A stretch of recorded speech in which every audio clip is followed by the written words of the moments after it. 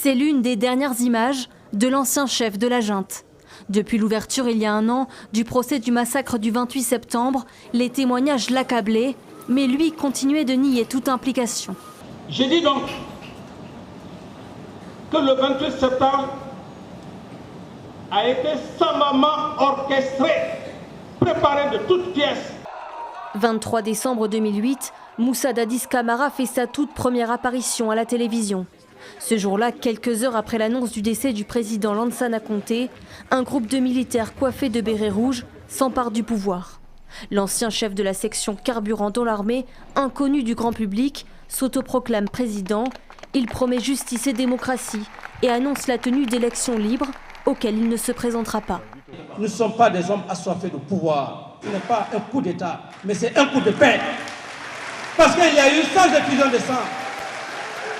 Le putschiste prend goût au pouvoir. Il annonce finalement être candidat, impensable pour l'opposition. Le 28 septembre 2009, des milliers de manifestants se rassemblent dans le stade de Conakry. Les soldats tirent sur la foule. Selon un rapport de l'ONU, plus de 150 personnes sont tuées, des centaines blessées et au moins 109 femmes sont alors violées. Quelques mois plus tard, Dadis Camara est victime d'une tentative d'assassinat. Il est hospitalisé au Maroc, puis s'exilera au Burkina Faso.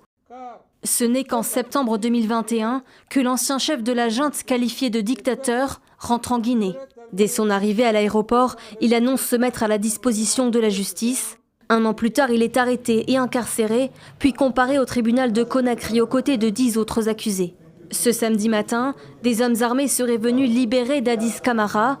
Le directeur de l'information des armées guinéennes annonce ce soir que l'ancien président a été reconduit derrière les barreaux.